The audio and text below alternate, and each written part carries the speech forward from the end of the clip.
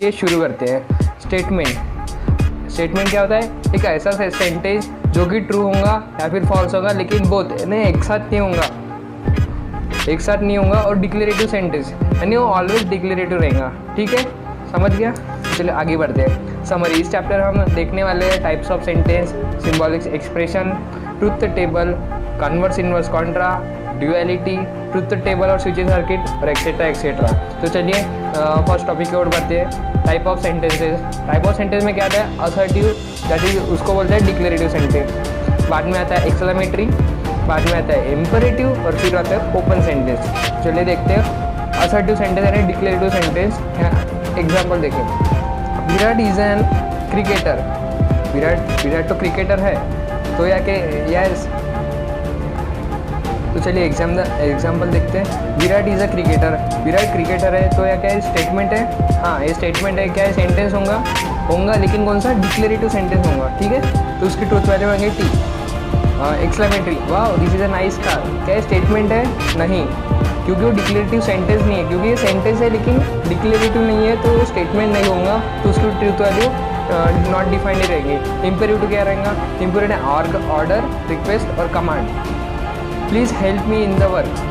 क्या सेंटेंस है लेकिन क्या डिक्लेरेटिव सेंटेंस है?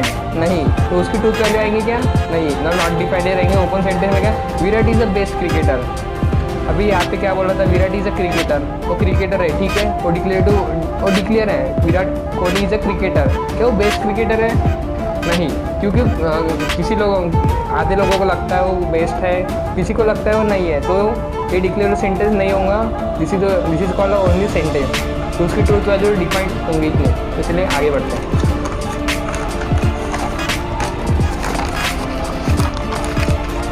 तो चलिए कुछ एग्जांपल देख लेते हैं। सन इज अ स्टार, ये तो आपको पता ही है। तो ये क्या डिक्लेयर है? सन एक स्टार ही है ना? हाँ, स्टार ही है, तो it is a declarative sentence. और उसको अगर वो डिक्लेरेटिव रहा तो वो स्टेटमेंट कहलाएगा और उसकी ट्रुथ वैल्यू आएंगी टी। प्लीज़ हेल्प मी, ये सेंटेंस है, ये डिक्लेरेटिव सेंटेंस नहीं है।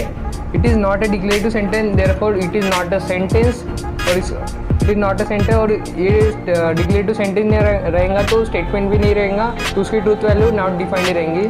तो चलिए नेक्स्ट टॉपिक की ओर बढ़ते हैं। Symbolic expression. सिंबॉलिक में आते हैं कनेक्टिव सिंबल, इसको बोलते हैं कंजंक्शन एंड डिजंक्शन और conditional arrow, if and then. Biconditional क्या? डबल इम्प्लीकेशन, डबल एरो रहता, इफ एंड ओनली उसको बोला जाता है। चलिए आगे बढ़ते हैं। ट्रूथ वैल्यू, इन कनेक्टिव्स की ट्रूथ वैल्यू देखिए। एंड का क्या आएगा? टी एंड टी रहेगा तो टी ही आएगा, अदरवाइज फॉल्स। और में क्या होगा?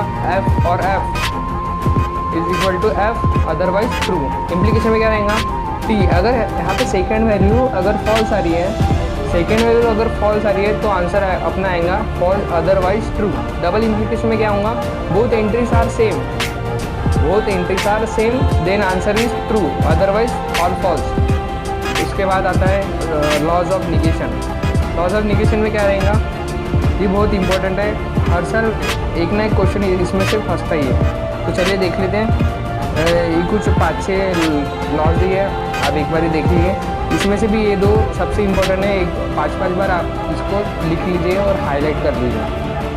ठीक है, चलिए आगे बढ़ते हैं।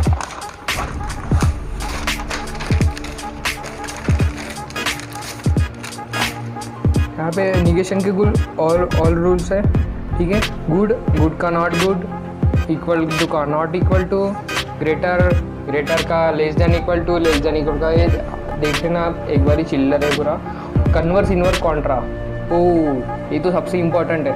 इसमें ये रूल्स निगेशन के रूल्स आता है, फिर स्विचिंग सर्किट और ट्रूथ टेबल। ये आप एक बार ही अच्छे से कर लेना, क्योंकि इसमें से क्वेश्चन हर बार बनते हैं सीटी में।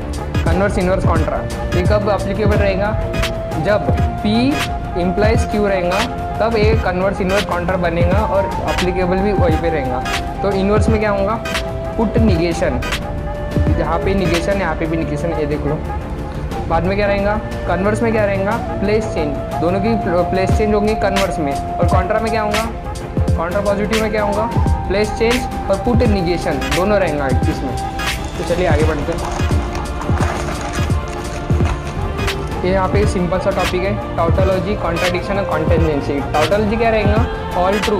अगर ट्रूथ टेबल में आपने सॉल्व किया है और उसका आंसर आखिरी में आ रहा है ट्रू, मतलब all entries in the last column are true, then called as tautology. Contradiction क्या रहेगा, last entry in the all entries in the last column are false, then is called contingency, sorry contradiction. और दोनों mix आ रहा है तो कॉन्टेंजेंसी कहलाएगा, ठीक है। चलिए आगे बढ़ते हैं। लॉज में क्या रहेगा, ये कुछ IMP लॉज दिए हैं, एक बार आप इसको 10 बार लिख के देख लीजिए, आपको हो जाएगा। इसमें से भी ये identity law, complement law, De Morgan's law, ये सबसे इम्पोर्टेंट है।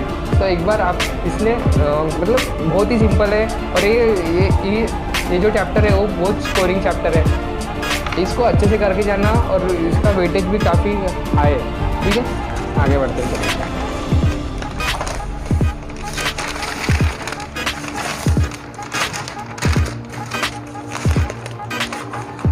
देखिए ये थोड़ा और दो लॉज हैं, इसमें आपको हिंट दे देता हूँ मैं।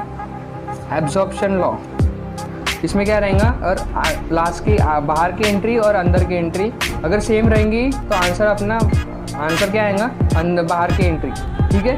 यहाँ पे देखिए, 2 एलिमेंट्स आर द सेम और साइन आर डिफरेंट, इसके साइन भी डिफरेंट होना चाहिए, then the answer is outside the element, ये इसकी हिंट है। और एक कंडीशनल लॉ भी है, ये तो पूरा मतलब इन्वर्स है डी मॉर्गन्स का, ठीक है। यहाँ पे मैंने कुछ आपको होमवर्क दिए, एक बार ये सॉल्व कर लिए, आपका ये लेसन पूरा डन हो जाएगा और आप छोड़ दोगे, ठीक है। तो नेक्स्ट टॉपिक देखते हैं। तो चलिए दोस्तों, एक सिंपल सा छोटा टॉपिक रह गया था, वो देख लेते हैं। अगर सर्किट डायग्राम का एक रूल है, अगर सीरीज में रहा तो एंड का यूज़ होता है, पैरेलल में रहा तो और का यूज़ होता है, ठीक है। तो यहाँ इसको बोलेंगे S1 रहा तो P, S2 रहा तो Q, अगर S1 डैश रहा तो निगेशन P, ठीक है। और डैश यानी डैश का मीनिंग होता है निगेशन, ठीक है, ये याद रख लेना दोस्तों। याद रखिए, success is the sum of less effort. तो पढ़ाई करते रहे, मेरे वीडियोस आपके लिए